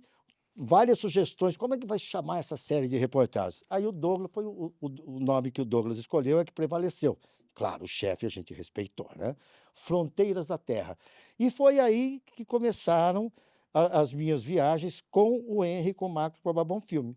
Aí nós fomos para os 4 cantos do mundo, fomos para o Egito, subimos o Monte Sinai, fomos para não sei onde, rodamos o mundo, 5 continentes, e buscando, procurando estar justamente... não que era inédito, mas onde a televisão brasileira não tinha estado. E hoje em dia, você não vê... alguma coisa você vê na internet, mas na televisão não tem mais. Acabou. E você disse que quer fazer isso? Faça, viu? Buracos do mundo. Buracos do mundo. Isso eu peço realmente que a providência divina me coloque, se eu voltar como contador de histórias, a fazer essas histórias pelo mundo. Encontrando povos, pessoas, lugares, coisas curiosas, porque ainda o planeta, ainda tem, Gerson, você sabe disso. E o Brasil ainda tem também. Muito. O Brasil é imenso, o Brasil tem coisas maravilhosas. Eu rodei esse país também, do sul ao extremo norte. É pegar barco, é país. dormir no barco, tem que dormir na selva, tem que levar uma barraca, dormir com a equipe da barraca. Eu já dormi no chão, sem barraca, sem nada, várias vezes. Já dormi no gelo. Eu lembro quando nós subimos a Cordilheira Blanca, no Peru. Tem umas histórias interessantes. Nós fomos para o Peru, fizemos lá Lago Titicaca, que é o lago mais alto, maior altitude do mundo. Ô, Gerson, enquanto você fala, eu posso só comer um bolinho só? Come um bolinho. Tá bom, me traz só um bolinho cortado, Traz um por bolinho favor. cortado aí. É que já é horário do almoço, a gente grava sem parar. O Gerson é o 14º entrevistado, né? É que a gente aqui vai, é só para dar uma mastigada aí e o meu suco, por favor. Pois não, Gerson. Olha, hoje vocês falam assim, Geraldo, você... Eu sou um aprendiz. E você ainda, Gerson, teve a cara de pau. Eu fiquei meses atrás dele. Gerson, por favor. Gerson, por favor, eu não tenho mais nada que contar. Gerson. Vai ter que pôr sapato, vai ter que pôr paletó, camisa. Meu negócio é camiseta, carção, como diz o caboclo. Quando foi a última vez que você se vestiu assim? Casamento, casamento da minha filha. Tipo, aí eu botei, foi mais. Também não uso mais gravata, né? Gravata não. Paletó tudo bem, vai. Mas gravata eu não quero mais, não. Ele é o contador de histórias. Vai, fala aí. A história, não, a história da gravata. Eu lembro que. Não, você está falando do gelo, você falou Do alguma... gelo, dos perrengues que a gente passa na vida, nessas viagens. Eu me lembro que nós fomos subir a Cordilheira Blanca. Isso. É um dos picos mais altos da Cordilheira dos Andes. E eu lembro que uma noite nós dormimos numa barraca na beira de um rio, um gelo, um frio. O que eu passei de frio? Nossa, não foi só lá. Outro lugar também foi o Monte Ararat, onde supostamente teria encalhado a Arca de Noé. Nós somos. E você sabe que para você subir uma montanha, você tem que aclimatar. Você não pode subir de uma vez, senão você tem um edema pulmonar, cerebral, você morre. Morre. E eu subi vários pontos de altitude. Fui para o Nepal, no Himalaia, enfim. Todo lugar, quando você vai subir uma montanha, você tem que ficar um tempo.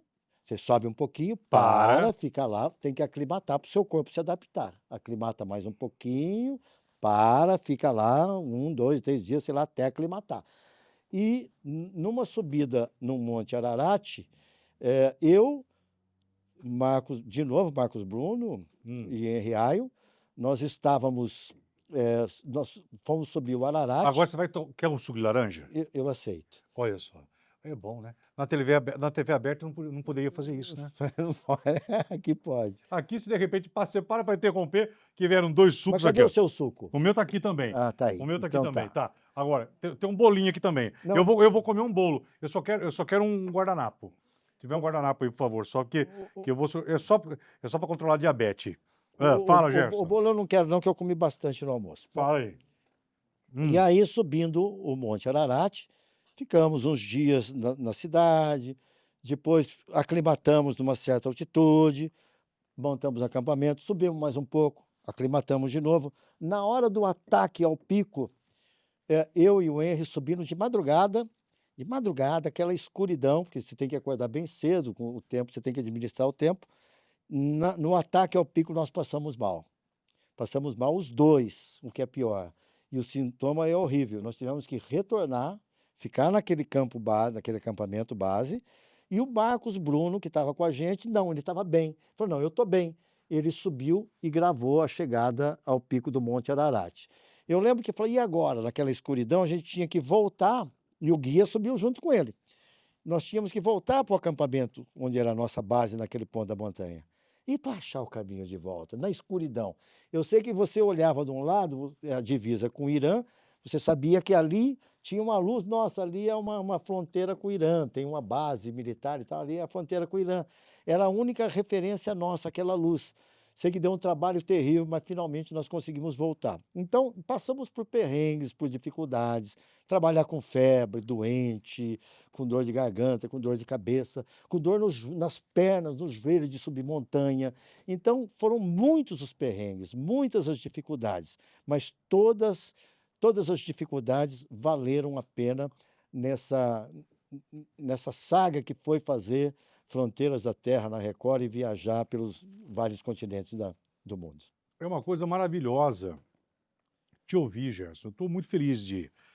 Toma teu suco de laranja. Eu estou muito feliz, de verdade, de receber aqui um amigo, um grande colega profissional, um dos mais respeitados de histórias do jornalismo da TV brasileira, que eu falei, nesse momento da minha carreira, eu preciso trazer ele de volta, para ouvi-lo, para saber como ele está, para vocês matarem a saudade, e para a gente reviver essas histórias, muitas delas que está na mente do telespectador, porque o telespectador são matérias muito marcantes, né, Gerson? Eu tenho certeza que você encontra telespectadores da época. Gerson, eu lembro de tal matéria, como eu lembrei dos canibais. Uhum. Mas tem gente, qual que é a matéria mais lembrada sua, que as pessoas ainda te param e falam assim, Gerson, você naquele lugar...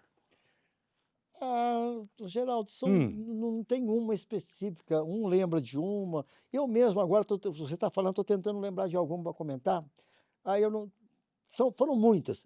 Aí eu vou sair daqui do estúdio e falar, por que eu não contei aquela para o Geraldo? né? Então, são muitas as histórias, muitas. Eu não tenho uma A específica. matéria que você correu mais risco. É o Salvador. É o Olha lá, atenção! Salvador. É Muito o bem. Salvador. Lá eu passei muito medo. As pessoas, já você não tem medo? Na hora você não tem medo. Eu entrei em 3 tiroteios que eu não tive medo, que a adrenalina está a 1000. Os 3 tiroteios. O frigorífico Pedroso tinha sido ocupado pelos funcionários, porque o frigorífico tinha uma dívida com o Banco Mitsubishi, e aí a justiça determinou que uma peça central daquele frigorífico, que era a alma do frigorífico, estava embargada e iam tomar aquela peça, o banco ia tomar aquela peça, os funcionários invadiram, tomaram conta, fizeram uma greve e eu entrei junto, passei a noite com eles no dia seguinte. Na hora, a polícia entrou para retirar, uma menina que estava saindo do meu lado levou um tiro na perna. Não era tiro de festina, era tiro de verdade. Na favela da Pedreira, uma incursão da polícia, tiros também. E em Pilar do Sul também, aliás, eu estava com o Newton de Martins, o câmera, e o velho era o iluminador. A gente chamava ele de velho, não lembro o nome dele. Newton de Martins, o velho e eu. E houve uma revolta contra a polícia, que um policial tinha matado uma pessoa e o filho dele atirou nos dois, era uma bobagem de trânsito, tal. A população se revoltou e virou viatura, os policiais entravam em casa, batiam em pessoas, foi uma coisa horrorosa. E num determinado momento, eles cercaram o quartel ali, a base da polícia, no centro. Tinha uma padaria na esquina. Uma padaria, um sobrado, padaria embaixo e uma sala em cima. Aí eu falei, nossa, ponto estratégico, né? Vamos subir lá, eu, o Nilton e o velho, e a gente tem o povo atacando a polícia e a polícia aqui. Aí, o que acontece? Subimos e começou a escurecer. O dia estava acabando, o sol estava indo embora, e a gente estava trabalhando com a câmera sem luz, sem iluminação, filmando. Até que o velho, que era o iluminador, conseguiu lá uma tomada, ligou uma luz, e a gente estava filmando o policial na esquina, armado. Quando o velho acende a luz, pum, o policial atira. Acho que ele se assustou, ele não sabia o que era, mandou bala. A bala passou entre a minha cabeça e a cabeça do Newton de Martins, o cameraman, que hoje está no Rio de Janeiro, na TV estatal lá. Passou entre nós dois e nós mostramos, a bala atingiu a parede. Então, não tive medo. Eu sempre falei, não tive medo. Naquela situação, não tive medo. Aliás, o Roberto Cabrini falou que foi a maior reportagem que ele viu na vida dele, foi essa de Pilar do Sul. As outras, a Band tinha saído, a Globo não estava lá, apesar de ter filial em Sorocaba ali. Enfim, só estávamos nós do Aqui Agora, foi exclusiva a matéria. Foi o programa inteiro do Aqui Agora, foi essa reportagem. E segundo o Roberto Cabrini, foi a maior matéria que ele assistiu. Eu acho que eu fiz matéria melhor, mas enfim, a opinião dele. Então, você falou do medo. El Salvador eu tive medo. Porque lá a guerra de gangues era uma coisa terrível, uma matança. E às vezes você estava numa rua, numa avenida, de um lado era uma gangue, do lado era outra. E ali eu senti medo mesmo, porque era um perigo iminente. E eu me lembro que teve um problema na produção, que nós não conseguimos fechar o programa. E nós íamos ficar 2 semanas. Aí o Gustavo Costa, que estava com a gente, falou, olha, vamos ter que ficar mais um tempo. Mas eu falei, pelo amor de Deus, eu quero sair daqui. Eu quero sair desse país. A guerra de gangues em El Salvador foi uma matéria que também marcou muito e que eu tive bastante medo. Mas que na hora você não sente. Na hora da adrenalina. É isso que eu te falo. Isso que eu ia te falar. Todos nós, assim, repórteres de campo, né? Quando a gente está no meio da guerra, você não sente a guerra, o perigo real dela, de um tiroteio, né? Como esse repórter policial, é muita lembrança. Mas como? Não, na hora você não... É outra adrenalina, você é tomado, é uma anestesia que você toma pela matéria, por aquilo, você está tão envolvido com aquilo, que você não vê nada mais ao seu redor. Quando você vê, já foi, já acabou acontecendo, né? E tão bonito, Gerson, ver você rememorando tudo isso tão fresco na sua vida como um arquivo confidencial, dessas grandes viagens e momentos? Falando em medo, eu me lembro uma vez que tinha um lugar, minha letra falou: "Onde você vai gravar? Lá cuidado, tem traficante, você pode se ferrar lá, os caras podem cercar você", mas eu fui. Hum, Era um lixão, hoje não existe mais, o Rodoanel passou por ali, eliminou aquele lixão, e muita gente vivia daquele lixão. E e eu fui para o SBT Repórter, ele foi fazer uma reportagem. O Gugu assistiu essa reportagem, depois ele quis ir lá também, ele foi, tanto que ele usou meu produtor, o Roque Giannatácio, que era o meu produtor, infelizmente o Roquinho já se foi, finado, mas fomos eu e o Roque. Aí nós chegamos nesse lixão, mostrar que tinha vida lá. E aí eu descobri que tinha uma senhora que tinha um barraco, tudo, ela falou: "Esse relógio aqui eu achei no lixão". A casa dela, tudo era do tudo era lixão. do A lixão. mesa do lixão, os pratos, os talheres, tudo ela achou no lixão e montou lá. Aí eu vi, Geraldo, que tinha uns pedaços de toucinho, Toucinho, aham. pendurado no varal. Torremo, né, como diz o caboclo, torremo, o toicinho, pendurado no varal. E ela falou: "Nossa senhora, isso aqui a senhora comprou no açougue?" Ele falou: "Não, eu achei no lixão". Eu falei: "A senhora achou? E a senhora vai comer isso?" "Vou comer isso aí". E nesse lugar que diziam que era perigoso. Eu fui sem medo para esse lugar e descobri essa personagem maravilhosa. Aí eu falei: "Mas a senhora vai comer?" Ele falou: "Não, eu vou comer também um peixe". Eu falei: "Não, mas o peixe a senhora comprou na peixaria". Ele falou: "Não, eu também achei no lixão, estava dentro de umas caixas ainda, abandonado dentro da caixa, mas o peixe está bom". Eu falei: "Quando é que a senhora vai comer esse peixe aí, esse toucinho?" Ela falou: "Não, eu vou fazer amanhã". Aí eu falei: "É amanhã? Eu posso vir aqui filmar a senhora fazendo a comida amanhã e tal, e comendo peixe?" Ele falou: "Não, só pode, você está convidado para almoçar comigo". Adivinha o que aconteceu? Eu almocei com ela. Eu comi com ela. As pessoas não acreditavam. Falou: "Jé, você comeu a comida do lixo". Eu falei: "Gente, eu tinha que". Tanto que o Flávio Rico, ele era o meu chefe nessa época no SBT, ele comenta aí no livro. Falou: "O Gerson comeu peixe com a mulher, por quê? Porque ele se fez igual a ela. E você tem que ser igual à pessoa que você está entrevistando. Você não é melhor que Não, aquela pessoa. Você não é você tem que melhor que entrar a na pessoa que vida mora no do lixão, personagem, que come exato. comida do lixo. Você é um cidadão que tem alma, tem coração, tem dor, tem carências, tem posições políticas. Você é um cidadão comum, igual a essa pessoa que depende do lixão para sobreviver. E ele comenta nesse livro aí. E eu comi com a mulher. As pessoas não acreditam. Essa matéria deu 27 pontos, pico de audiência, no SBT Repórter, que era, na época, o diretor era o Odilon Coutinho. 27 pontos de audiência. Falando em Odilon, o Odilon fazia a gente vestir paletó e gravata para fazer reportagem. E eu já estava numa fase que eu falava: "Gente, eu não aguento mais o paletó e a gravata". E eu lembro que ele me mandou para o México e falou: "Vai de paletó e gravata". Eu falei: "Pelo amor de Deus, eu vou subir pirâmide do Sol, pirâmide da Lua, vou de paletó e gravata". Eu fui, é o chefe, você tem que obedecer. E eu fui um dos primeiros repórteres eu acho que fui, não, o Goulart foi o primeiro em tudo. Assim, arrancar, primeiro eu arranquei a gravata, depois eu arranquei o paletó. Depois dobrei a camisa, enfim, porque eu não me sentia bem dentro do paletó. Na Rede Globo, eu comecei a minha carreira na Rede Globo Oeste Paulista, todo dia de paletó e gravata. E eu porque eu falei, eu não me conformava de uma pessoa ir tão elegantemente para uma favela, fazer uma Uma reportagem. ofensa. Então, eu falava: "Gente, eu sou normal, eu não trabalho no Congresso, eu não sou um deputado, eu não sou um político de gabinete, eu não sou um executivo da Faria Lima.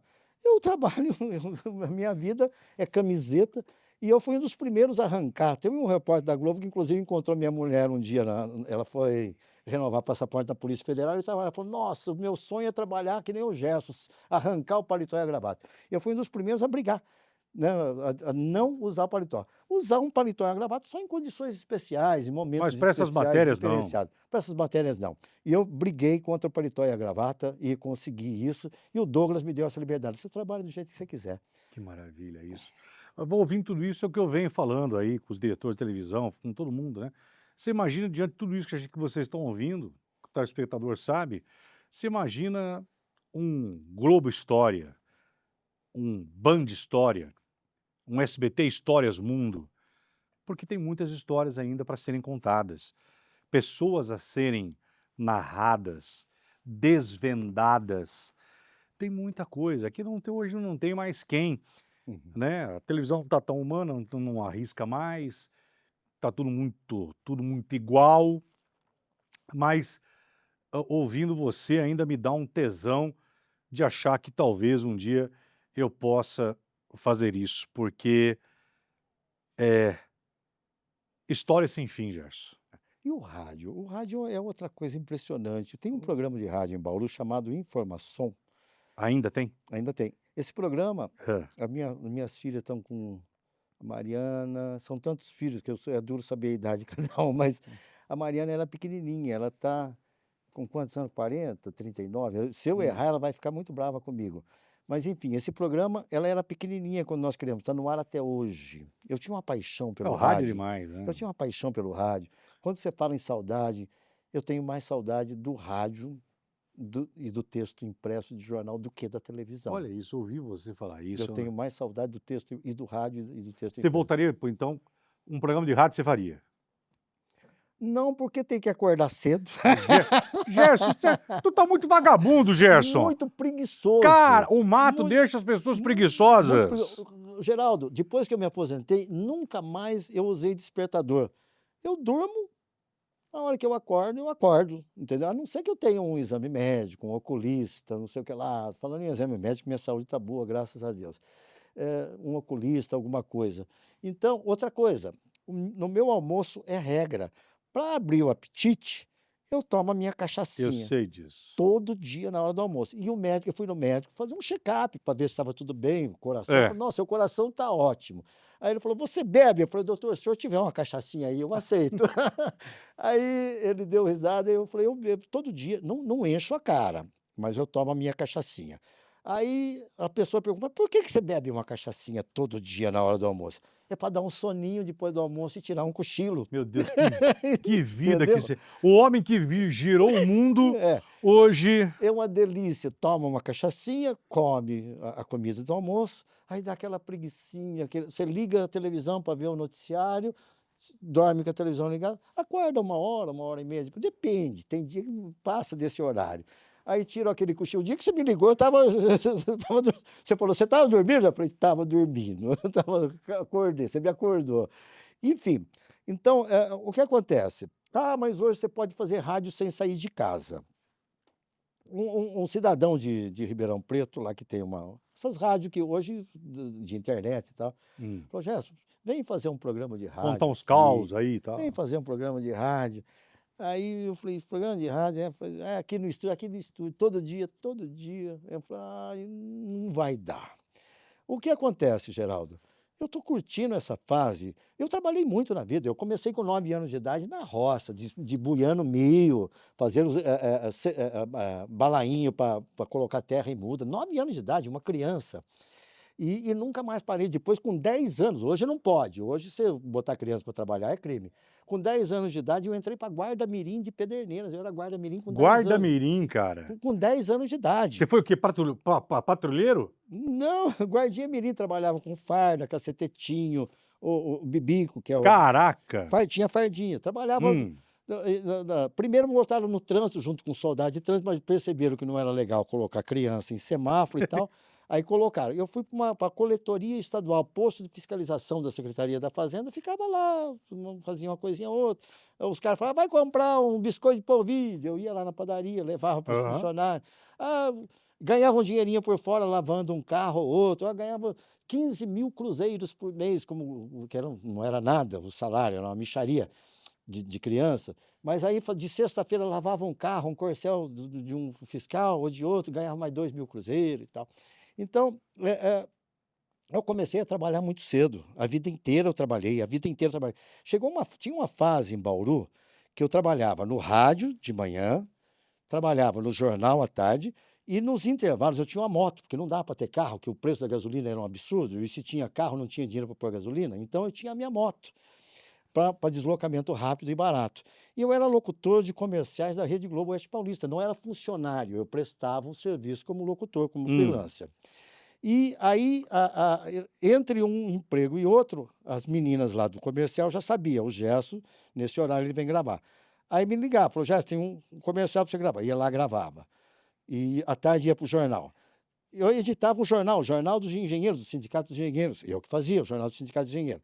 Era mestre de cerimônias. Apresentava um caminhão, fazia de tudo. Tinha 10. Era um jornal, dia de São Cristóvão, vai ter desfile com a estátua de São Cristóvão de caminhoneiro. O Jornal do Caminhoneiro. Você pode fazer um freela. Fazia freela, escrevia para o jornal, tirava foto. Bom. Enfim, eu trabalhei que nem um cavalo nessa vida. Trabalhei muito, demais. E rodei os 5 continentes do mundo, matei a minha vontade de viajar ao Brasil, matei a minha vontade de viajar por diferentes países desse mundo, para os buracos da terra, para as fronteiras da terra. Então, eu matei a minha vontade, eu matei a minha sede disso tudo. E aí surgiu esse sonho. Eu quero voltar para o interior, porque eu sou do interior, eu sou caipira do Carcanhar Rachado, do pé vermelho. Eu quero voltar para o interior. Eu quero ter minha chácara, eu quero cuidar das minhas plantas, dos meus 7 cachorros, dos meus 2 gatos, na verdade, meu e da minha filha, né? Porque ela também tem, ela mora numa chácara também. Enfim, eu estou realizando meu sonho. Eu quero tirar meu cochilinho depois do almoço, tomar minha caipirinha e a minha cachaçinha sem culpa. Então, é por isso. Ah, Gé, você está preguiçoso? Tô. Muita preguiça? Muita preguiça. Eu quero curtir isso. Eu nasci em 57, já estou beirando os 70 anos de idade, foi esse corpinho de 49, né? Concordo. Hei de concordar. E a memória está boa, a saúde está boa. Então eu quero usar essa saúde agora para curtir meus 9 netos, para curtir meus 6 filhos, para participar mais da vida deles, porque nesse livro está escrito, em um depoimento de uma filha minha, Larissa, falou, meu pai era ausente por causa do trabalho dele, não é que ele queria ser ausente. Primeiro que ele tinha um monte de filhos espalhados por aí, e segundo que eu trabalhava demais. Como eu estava falando de Bauru agora, era rádio, era jornal, era locução comercial, era o jornal do engenheiro, era freelance, não sei o que lá. Eu acumulava vários trabalhos e ainda tinha tempo para ir à noite para a balada, para o Armazém, um bairro antes de Bauru, tomar a minha cachaçinha, a minha cervejinha, dormir um pouco e no dia seguinte estar ao vivo na rádio, para fazer uma informação, ou seja lá o programa que fosse. Enfim, eu trabalhei demais. Agora, eu quero ter preguiça demais. É isso. Antes de me despedir de você, eu me lembro com muita ternura quando você foi lá em Limeira, acho que foi para fazer acho que foi pro Domingo Espetacular, Foi Domingo Espetacular. foi, que você foi contar a minha história, e aí você foi lá na área de prostituição, Fui com você. lá na zona Foi. onde eu morava, e você deu a sorte, o velho repórter encontrou lá uma das cafetinas que a minha mãe trabalhava, que a minha mãe lavava roupa. Uhum. E eu olhei para ela e reconheci aquela dona que é ex-cafeteira, estava lá. E eu me lembro disso de você. E eu guardo com muita ternura esse momento que nós vivemos juntos. Foi muito legal fazer aquela matéria. Eu me lembro que o Douglas falou, Gerson, o Geraldo vai ter um programa aos domingos, o Domingo Show, Isso. e nós temos que fazer uma matéria especial contando a trajetória dele, a vida dele, e anunciando essa novidade que agora ele vai ter um programa especial aos domingos, o Domingo Show. Eu adorei fazer aquela matéria. Foi muito boa. Nós rodamos os 4 campos, fomos para os locais em que você tinha história para contar, de Na escola, que viatura. nós estouramos a porta da Não classe. conta, Você Geraldo. lembra disso? Eu lembro, eu estava comentando com o Carlinhos agora. Escuta! Você lembra disso? Deixa antes de eu tenho que. Chama o Carlinhos aí. Cadê o Carlinhos? É. Carlinhos, porra! Os caras saem do estúdio eu conto, você conta. Pode contar. Tinha um produtor que, inclusive, infelizmente, ele morreu. Foi com a gente, aquele cara. Foi, nossa. Cara, um cara de um coração. Sensacional. Como o nome dele, até? Eu vou lembrar. Em memória, por Eu vou favor, lembrar, Gerson. Eu vou lembrar. Maravilhoso. Aí fomos na escola, no SESI 5, do bairro Boa Vista e tal, porque tinha uma classe lá que foi fundamental para mim lá no SESI. Só que estava fechada A escola. Hã? Estava fechada a escola. Eu falei, mas como é que nós vamos fazer imagem do Geraldo dentro da escola se a escola está fechada? E aí o que aconteceu? Gerson de Souza, esse produtor, com um caibro, sei lá o que era. Ele arrebentou o portão. Aí, pá, não abriu. Tem que ser Tá mais aberto, pode forte. entrar. Pá! Eu falei, Escuta essa, Carlinhos. Aí, pá, estourou, abriu. Ô, Gerson, bora gravar. Bom, já que o portão tá aberto, vamos entrar. E foi uma chora. Você lembra o nome do... E esse produtor, infelizmente, morreu, cara. Foi, ele era muito Ele bom. era muito bom. E tem uma história, depois, 2 dias gravando, quando terminou a reportagem, nós fomos comemorar num bar da periferia. E aí... Comigo? Não, você bom. já não estava mais. Tá. E aí nós fomos tomar uma cerveja, comer uns torresmo e tal. Aí o dono do bar, um bar muito gostoso numa periferia, mas sabe? Botecão. Um botecão típico, delicioso. Aí tinha uma rifa de uma leitoa. Você assina a rifa, se você ganhar, você volta aqui, vem buscar a leitoa, pode comer a leitoa aqui. E o produtor, meu Deus, como é que a gente esquece o nome dele? Nós compramos e ganhamos a leitoa. Ganhamos a rifa foi nossa, ganhamos a leitoa.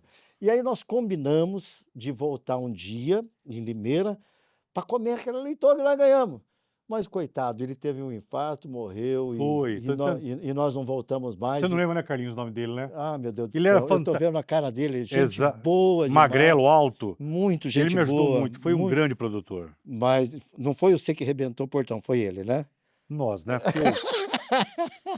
Gerson, por que você aceitou vir aqui? Adorei. Porque você é o Geraldo Luiz, o meu amigo. Só isso. Tá respondido? Você é o Geraldo Luiz. Eu quero que você continue tomando sua cachaça, que você veja os seus netos e a bisneta crescer, que você morra com 105, 110 anos. É muito. Mas dizer que, sim, a gente sente falta. Obrigado por você. Muito obrigado também. Por você, eu tenho um tremendo de um respeito. Tremendo de um respeito, tremendo. A recíproca é verdadeira. A sua história não pode ser esquecida, abafada, nada, porque é uma grande história, a TV brasileira, está lá o nome de Gerson de Souza. Quer finalizar? Despedir do público, use a câmera, fale aí. Se a gente é alguma coisa, se você é o Geraldo Luiz, se eu sou o Gerson de Souza, que temos histórias para contar, é porque tem uma pessoa nos assistindo. Então, temos que agradecer a esse povo que nos prestigia e que nos dá audiência. É por isso que a gente existe. Obrigado a vocês, obrigado pelo convite, Geraldo Luiz. Obrigado por me tirar do meu sossego lá no interior, viajar 310 quilômetros para dar uma entrevista. Mas tudo bem, é o Geraldo Luiz, é por isso que eu estou aqui. Obrigado a você por se lembrar da gente, por esse carinho todo. O livro é um presente para você. Tem aí a minha mãezinha, que infelizmente já morreu. Tem depoimentos de amigos. Onde acha para comprar? Você já está vendo?